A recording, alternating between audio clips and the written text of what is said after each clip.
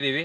ಇಲ್ಲಿ ಒಂದು 2 ತಿಂಗಳ ಬೆಳೆ ಇದ್ದಾಗ 2 ತಿಂಗಳ ಕಬ್ಬಿನ ಬೆಳೆ ಇದ್ದಾಗ ನಮ್ಮ ಒಂದು ಅಗ್ರಿ 82 ಅಗ್ರಿ ಹ್ಯೂಮಿಕ್ ಅನ್ನು ಸ್ಪ್ರೇ ಮಾಡ್ಲಿಕ್ಕೆ ಹೇಳಿದೀವಿ.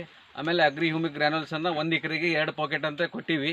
ಯಾಕಂದ್ರೆ ಅದು ಒಂದು ಡೋಸಿಗೆ ಇಲ್ಲಿ ಆಗಿರ್ತಕ್ಕಂಥ ಒಂದು ಬದಲಾವಣೆಯನ್ನ ಇವತ್ತು ಪ್ರತ್ಯಕ್ಷವಾಗಿ ರೈತರ ಮುಖಾಂತರ ನಾವು ಚರ್ಚೆ ಮಾಡೋಣ. ನಮಸ್ಕಾರ ಸರ್. ನಮಸ್ತೆ ಸರ್, ನಿಮ್ಮ ಹೆಸರು ರೀ? ಸತೀಶ್ ಉಗ್ರಿ ಅಂತ ರೀ. ಯಾವ್ರಿಗೆ ಕೊಡ್ರಿ? ದೇವ್ರನವದಗಿರಿ.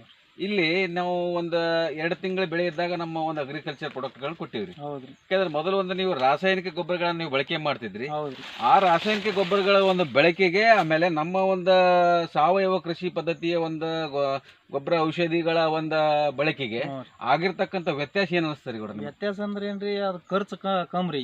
ಯಾವ್ದ್ರಿ ಗೌಡ್ರ? ಇದು ನೀವು ಕೊಟ್ಟಿದ್ದು ನಾವು ಕೊಟ್ಟಿರ್ತಕ್ಕಂಥದ್ದು ಖರ್ಚು ಕಡಿಮೆ. ಕಮ್ರಿ. ಅದ್ರದ್ದು ಎಷ್ಟು ಖರ್ಚು ಆಗ್ತಿತ್ರಿ? ಒಂದ್ ಎಕರೆಗೆ ಎಷ್ಟು ಆಗ್ತಿದ್ರಿ? ನಾವು 4-5 ಚೀಲ ಚೆಲ್ತಿದ್ದೇವ್ರಿ. ಅಂದ್ರೆ 1 ಎಕರೆಗೆ 15,000 20 ಸಾವಿರ ಖರ್ಚು ಮಾಡ್ತಿದ್ರಿ. 1 ಎಕರೆಗೆ 15,000 20 ಸಾವಿರ ಖರ್ಚು ಮಾಡುವಾಗ ಈಗ ನಾವು 1 ಎಕರೆಗೆ ನೀವು ಕರೆಕ್ಟ್ ಆಗಿ ನನ್ನ ಲೆಕ್ಕದ ಪ್ರಕಾರ ಖರ್ಚು ಮಾಡಿದ್ದು ಎಷ್ಟು ಅಂತಂದ್ರೆ ಒಂದು 2,500 ರೂಪಾಯಿ ಖರ್ಚು ಮಾಡಿ. 1 ಎಕರೆಗೆ 2,500 ರೂಪಾಯಿದಂತೆ ಗ್ರಾನ್ಯುವಲ್ಸ್ 82 ಹ್ಯೂಮಿಕ್ ಅಷ್ಟೇ ಯೂಸ್ ಮಾಡಿದ್ದಾರೆ. ಇವಾಗ ಇಂಪಾರ್ಟೆಂಟ್ ಏನು ಅಂತಂದ್ರೆ ನಮ್ಮ ಅಗ್ರಿ ಹ್ಯೂಮಿಕ್ ನ್ಯಾನೋಟೆಕ್, ಇದು ಅಗ್ರಿ ನ್ಯಾನೋಟೆಕ್ ಏನ್ ಬರ್ತಿದೆ ಮೈಕ್ರೋ ನ್ಯೂಟ್ರಿಯೆಂಟ್, ಅದನ್ನ ಕೊಟ್ಟಿಲ್ಲ.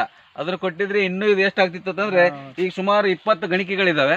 20 ಗಣಿಕೆಗಳನ್ನ ದಾಟಿ 25 ಗಣಿಕೆಯವರೆಗೇನು ಅದು ಹೋಗಿ ರೀಚ್ ಮಾಡುವಂತ ಕೆಲಸ ಮಾಡ್ತಿತ್ತು. ಯಾಕಂದ್ರೆ ಸ್ವಲ್ಪ ರೈತರಿಂದನೇ ಸ್ವಲ್ಪ ಅದು ಲೇಟ್ ಆಗಿದೆ.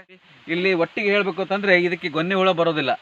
ಇದನ್ನ ಬಳಕೆ ಮಾಡೋದ್ರಿಂದ ಏನಾಗುತ್ತೆ ಅಂತಂದ್ರೆ ಮಣ್ಣಿನಲ್ಲಿ ಇರ್ತಕ್ಕಂಥ ಫಲವತ್ತತೆ ಹೆಚ್ಚಾಗ್ತದ. ಅದರಿಂದ ಏನಾಗ್ತದೆ, ಅಲ್ಲಿ ಗೊನ್ನೆ ಹುಳ ಬರೋ ಪ್ರಮಾಣವನ್ನು ಕಡಿಮೆ ಮಾಡ್ತದ.